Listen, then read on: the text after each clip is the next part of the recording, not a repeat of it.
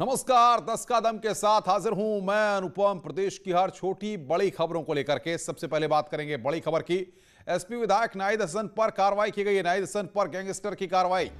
नाहिद हसन, तबस्सुम समेत 40 पर गैंगस्टर। जिलाधिकारी के अनुमोदन के बाद यह कार्रवाई हुई है। विधायक पर 1 दर्जन से ज्यादा मुकदमे दर्ज हैं। समाजवादी पार्टी के विधायक नाहिद हसन पर कार्रवाई की गई है। गैंगस्टर की कार्रवाई यहां पर की गई है।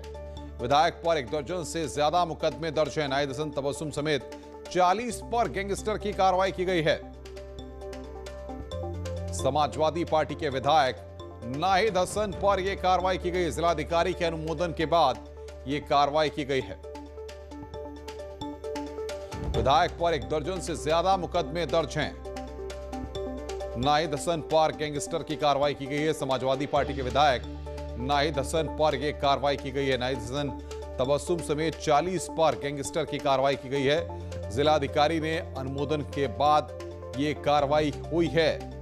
विधायक पर आपको बता दें कि 1 दर्जन से ज्यादा यानी कि 12 से अधिक मुकदमे दर्ज हैं नाहिद हसन पर और लगातार चर्चा में रहते हैं। और बातचीत करने के लिए शाहनवाज हमारे संवाददाता शामली से हमारे साथ जुड़ रहे हैं।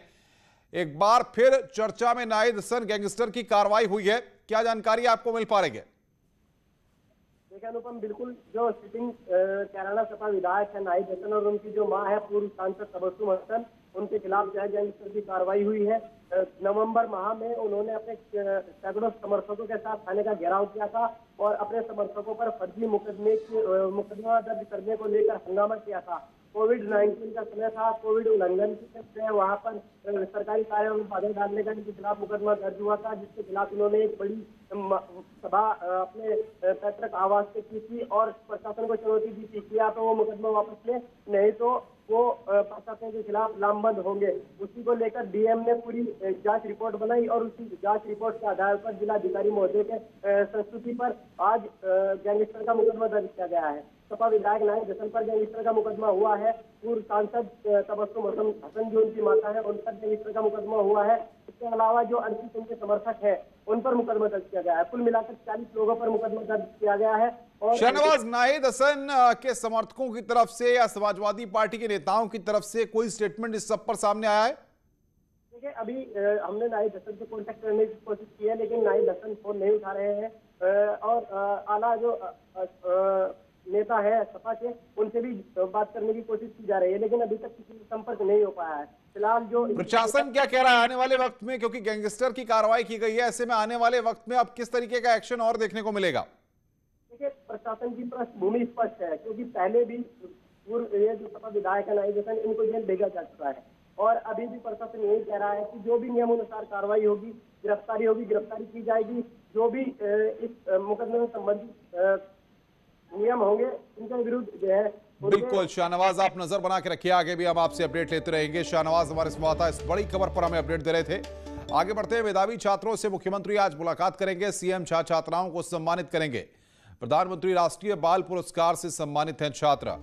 बाल पुरस्कार से सम्मानित छात्रों से मुलाकात करेंगे मुख्यमंत्री योगी आदित्यनाथ। मुलाकात करेंगे, सीएम छात्राओं को सम्मानित करेंगे। और बातचीत करने के लिए अनामिका सिंह हमारी संवाददाता हमारे साथ सीधे जुड़ रही है। अनामिका, मेधावी छात्रों का सम्मान पहले भी होता रहा है और अब मुख्यमंत्री योगी आदित्यनाथ यहां पर इसी परंपरा को आगे बढ़ा रहे हैं।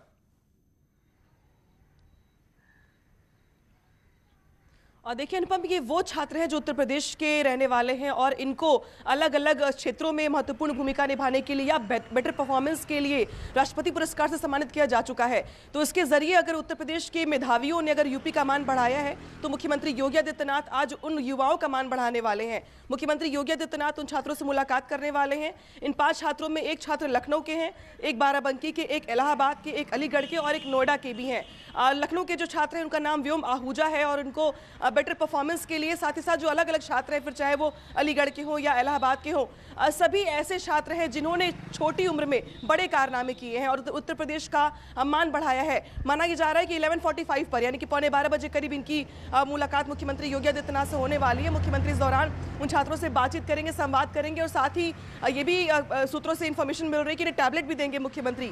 तो कहीं ना कहीं उत्तर प्रदेश के वो छात्र जिन्होंने यूपी का मान बढ़ाया है, मुख्यमंत्री आज उनसे मुलाकात करने वाले। और अनुपम, आप ये भी देखिए देखिए किस बीच प्रतियोगी परीक्षाओं में छात्रों की बेटर परफॉर्मेंस हो, इसके लिए यूपी सरकार एक बड़ी योजना का शुरुआत करने जा रही है बसंत पंचमी के मौके पर। और मुख्यमंत्री योगी ये भी जानते हैं कि यूपी में प्रतिभाओं की कमी नहीं है, बस यहाँ पे जरूरत है उनको बेहतर मौका देने की। बिल्कुल अनामिका, आप बने रहिए हमारे साथ, आगे भी हम आपसे बातचीत करेंगे। तो लखनऊ से इधर एक बड़ी खबर भी आ रही है, महाराजा सुहेलदेव की याद में स्मारक बनेगा, पीएम मोदी इसकी आधारशिला रखेंगे, सीएम योगी भी कार्यक्रम में मौजूद रहेंगे। 16 फरवरी को बसंत पंचमी के मौके पर यह कार्यक्रम होगा, वर्चुअली शामिल होंगे पीएम मोदी।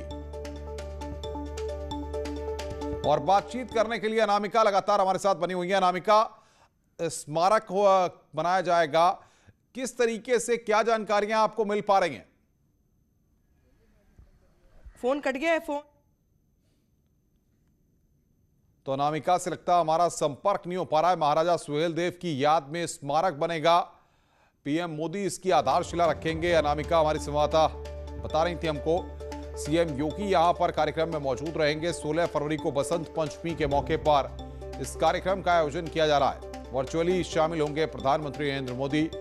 महाराजा सुहेलदेव की याद में यह स्मारक बनेगा, प्रधानमंत्री नरेंद्र मोदी भी इस कार्यक्रम में वर्चुअली जुड़ेंगे और मुख्यमंत्री योगी आदित्यनाथ भी इस कार्यक्रम में मौजूद रहेंगे।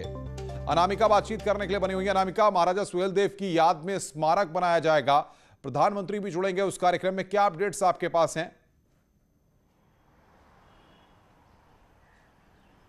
और देखिए राजा सुहेलदेव का जो इतिहास है और जिस तरीके से उन्होंने जो आक्रांता जो उत्तर प्रदेश में आकर यहाँ की जमीन को हड़पना चाहते थे, उनसे किस तरीके से लोहा लिया था राजा सुहेलदेव ने, और ये बात और उनकी भूमिका और इतिहास में जो उनकी महत्वपूर्ण भूमिका रही है, उत्तर प्रदेश सरकार इसको लेके एक बड़ा सम्मान देने जा रही है। 16 फरवरी को बसंत पंचमी के मौके पर जो स्मारक है उसका ऐलान किया गया है यूपी सरकार की ओर से, जिसमें प्रयास ये किया गया है कि जो आज के नौजवान हैं, जो युवा हैं, वो ये जान सके कि उनके इतिहास में पूर्वजों ने कितनी लंबी लड़ाई लड़ी है। और इस लिहाज से अगर देखा जाए तो प्रधानमंत्री मोदी भी इस बड़े कार्यक्रम में शामिल होने वाले हैं वर्चुअली। हालांकि मुख्यमंत्री योगी आदित्यनाथ यहां से बहराइच जाएंगे और साथ ही साथ पर्यटन मंत्री भी उनके साथ मौजूद रहेंगे। स्मारक के साथ साथ जो उसके आसपास के इलाके हैं उसको पर्यटन के लिहाज से किस तरीके से बेहतर बनाया जाए। अनामिका, आप नजर बना के रखिए, आगे भी हम आपसे अपडेट लेते रहेंगे। अनामिका सिंह हमारी संवाददाता इस खबर पर अपडेट दे रही थी। आगे बढ़ते हैं, प्रयागराज से बड़ी खबर है, बाहुबली विधायक विजय मिश्रा के खिलाफ ज्ञानपुर में दर्ज मामले में आरोप तय हो गए हैं। एमपी एमएलए स्पेशल कोर्ट ने विधायक विजय मिश्रा सहित 6 के खिलाफ धारा 147, 149, 506 आईपीसी के तहत आरोप तय किए हैं। 2005 में भदोही के ज्ञानपुर थाने में एफआईआर दर्ज हुई थी। 26 फरवरी को मामले की अगली सुनवाई होगी। विजय मिश्रा पर आरोप तय कर लिए गए। सर्वेश बातचीत करने के लिए हमारे संवाददाता प्रयागराज से फोन लाइन पर जुड़ रहे हैं। सर्वेश, विजय मिश्रा लगातार विवादों में रहे और अब आरोप तय हो गए, यानी आने वाले वक्त में मुश्किलें और बढ़ने वाली हैं।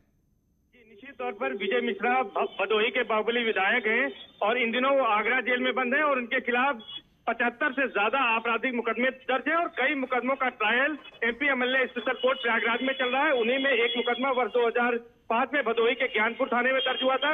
ये आईपीसी की धारा 147, 149 और 506 आईपीसी के तहत ये दर्ज हुआ था और इस मामले में कोर्ट ने चार्जशीट दाखिल होने के बाद दोनों पक्षों को सुनने के बाद इसमें आरोप तय कर दिया है और इस मामले की अगली सुनवाई 26 फरवरी को होगी।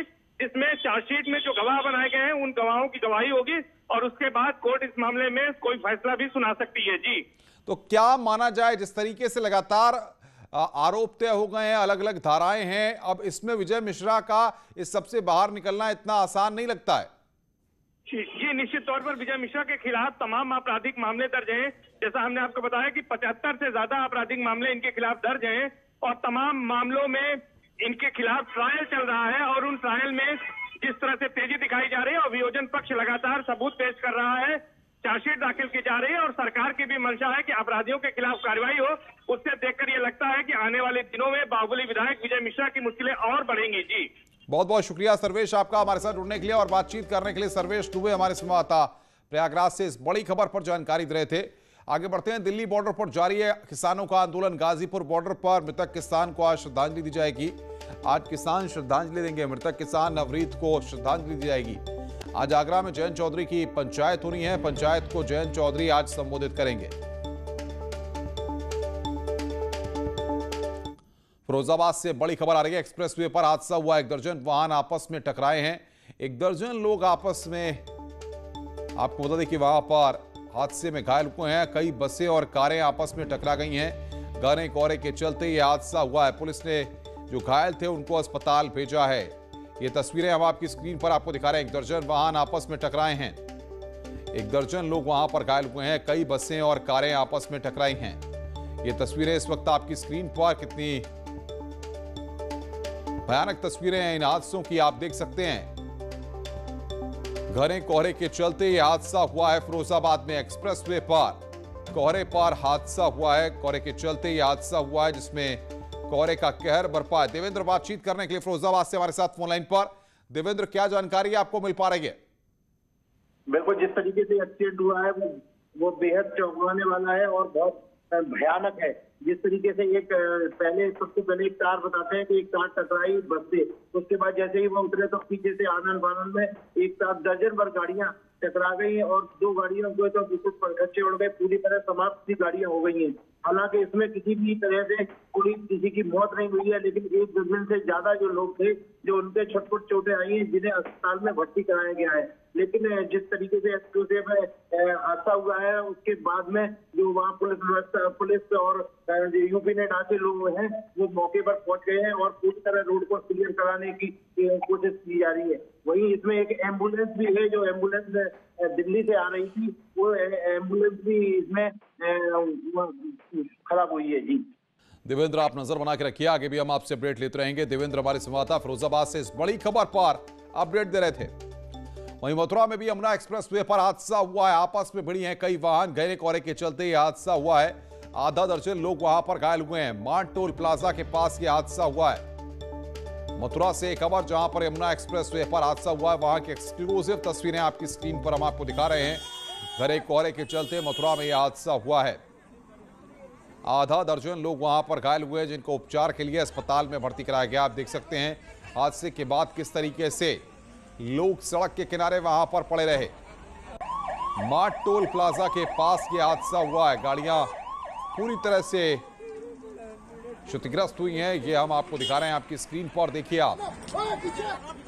घना कोहरा आज सुबह से ही लगातार, इसके चलते कई जगहों पर हादसे हुए हैं और ये मथुरा की तस्वीरें इस वक्त आपकी स्क्रीन पर। मार्ट टोल प्लाजा के पास यह हादसा हुआ है। बातचीत करने के लिए नितिन गौतम हमारे संवाददाता हमारे साथ जुड़ रहे हैं। नितिन, क्या जानकारी मिल पा रही है आपको? देखिए अनुभव, आज इस तरीके से मौसम ने एकदम से करवट बदली और यमुना एक्सप्रेसवे पर कई दिनों के बाद कोहरे की घनी चादर छाई हुई थी, जिसके चलते ये हादसा हुआ है। मार्ट टोल प्लाजा पर हादसा हुआ है, जहां कोहरे के चलते जो वाहन स्वामी थे वो टोल को नहीं देख पाए और एक के बाद एक ब्रेक लेने के साथ ही कई वाहन आपस में भिड़ गए, जिसमें करीब आधा दर्जन के करीब लोग घायल हुए हैं। क्योंकि हादसा मार्ट टोल प्लाजा पर हुआ था, इसी के चलते जो टोल कर्मी थे उन्होंने तत्काल घायलों को अस्पताल भिजवाया है, जहां उनका उपचार चल रहा है। तो कहा जा सकता है कि आज कोहरे की जो घनी चादर थी वह बड़े हादसों की वजह बनी है। जी फिलहाल प्रशासन की तरफ से क्या जानकारियां दी गई हैं, क्योंकि जिस तरीके से घना कोहरा है और लगातार हादसे हो रहे हैं, ऐसे में कुछ कदम उठाए गए? देखिए अनुभव, अगर बात करें प्रशासन की ओर से तो प्रशासन लगातार इस बात के लिए लोगों को ताकीद करता रहता है कि स्पीड जो है कोहरे की चादर में कम रखी जाए, लेकिन वाहन स्वामी है कि वह रफ्तार को नियंत्रित नहीं कर पाते हैं और जिसकी वजह से ये हादसे होते हैं। तो कहा जा सकता है कि प्रशासन की तरफ से लगातार अलर्ट लोगों को किया जाता है, लेकिन लोगों की कहीं ना कहीं नासमझी ही हादसों की बड़ी वजह बनती है। जी फिलहाल कितने लोग घायल हैं, उनको कहां कहां पर भर्ती कराया गया है?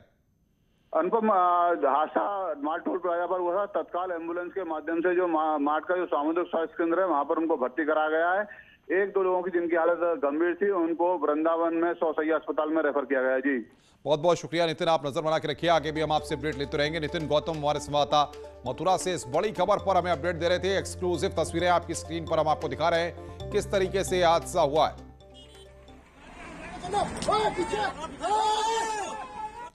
इधर कन्नौज में भी बड़ा हादसा हुआ है। ट्रक से कार टकरा गई जिसमें 6 लोगों की मौत हो गई। आगरा लखनऊ एक्सप्रेसवे पर यह हादसा हुआ है। हादसे पर मुख्यमंत्री योगी आदित्यनाथ ने दुख जताया है। अधिकारियों को पीड़ितों की मदद के निर्देश यहां पर दिए गए हैं। ट्रक से कार टकराई जिसमें 6 लोगों की मौत हो गई है। तो आज कोहरे के चलते उत्तर प्रदेश में कई जगहों पर हादसे हुए हैं जिसमें कई लोग घायल हुए हैं, जबकि कन्नौज में 6 लोगों की हादसे में जान चली गई। वहीं नोएडा में भी बड़ा हादसा हुआ है। कोहरे की वजह से 6 वाहन आपस में टकराए। यमुना एक्सप्रेसवे पर यह हादसा हुआ है। 12 लोग हादसे में घायल हुए हैं। डबल डेकर बस भी टकराई है। भारी पुलिस फोर्स मौके पर मौजूद है। बड़ी खबर नोएडा से, यमुना एक्सप्रेसवे पर हादसा हुआ है। ये तस्वीरें आपकी स्क्रीन पर, डबल डेकर बस भी टकराई है। 12 लोग वहां पर हादसे में घायल हुए हैं। कोहरे की वजह से 6 वाहन आपस में टकराए हैं। ये एक्सक्लूसिव तस्वीरें हम आपको नोएडा की दिखा रहे हैं। आज सुबह कोहरे के चलते ये हादसा हुआ है। नोएडा के आसपास के इलाकों में लगातार आज सुबह से घना कोहरा था, जिसकी वजह से सड़क पर चलने वाली गाड़ियों को कुछ भी दिखाई नहीं दे रहा था। यहां तक कि रास्ते भी नहीं दिखाई दे रहे थे, जिसके चलते ये एक्सप्रेसवे पर हादसे लगातार बढ़ गए हैं। खबरें और भी हैं, फिलहाल रुक रहे हैं ब्रेक के लिए। ब्रेक के बाद जल्द हाजिर होते हैं।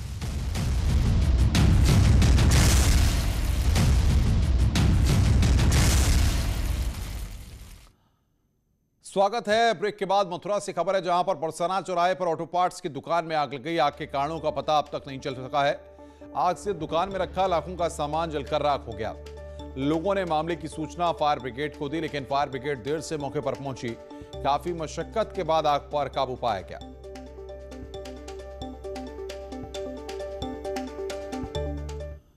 जालौन से खबर है, मेडिकल स्टोर में लगी आग। इन्वर्टर की बैटरी फटने से आग लगी है। इलाके में अफरा तफरी मची हुई है। लाखों की दवाइयां जलकर खाक हो गई। दमकल ने कड़ी मशक्कत से आग को बुझाया है।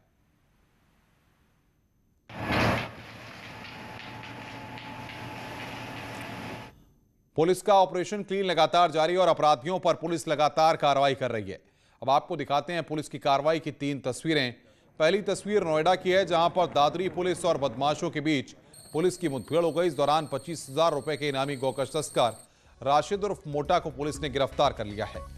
दूसरी तस्वीर प्रयागराज की है, जहां पर गाड़ियों की चेकिंग के दौरान बदमाशों से पुलिस की मुठभेड़ हो गई।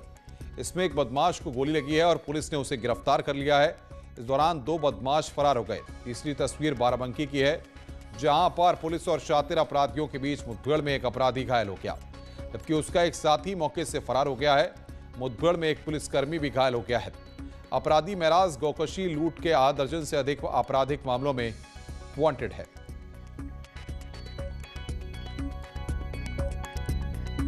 उत्तर प्रदेश के 11 जिलों के 1000 से ज्यादा गांवों के लिए सरकार ने एक योजना की शुरुआत की, जिसके तहत मुख्यमंत्री योगी आदित्यनाथ ने लोगों को आवासीय संपत्ति का मालिकाना हक और प्रॉपर्टी कार्ड दिया। लखनऊ में सीएम योगी ने डिजिटल घरौनी वितरण कार्यक्रम की शुरुआत की। उन्होंने 11 जिलों के 1001 गांव के 1,57,244 गांव वालों को उनकी आवासीय संपत्ति के मालिकाना हक देने संबंधी ग्रामीण आवासीय अभिलेख यानी घरौनी सौंपी। इस योजना के तहत लोगों को प्रॉपर्टी कार्ड भी दिए जा रहे हैं। 1,57,244 से अधिक ग्रामीण आवासीय अभिलेखों यानी घरौनी के डिजिटल वितरण के इस कार्यक्रम के अवसर पर और साथ ही साथ ऑनलाइन डिजिटल खसरे के शुभारंभ के अवसर पर आप सबको मैं हृदय से बधाई देता हूं। इस योजना से जमीन विवाद में कमी आएगी और लोग कई दशकों तक जमीन के कागज डिजिटल तरीके से सुरक्षित रख पाएंगे।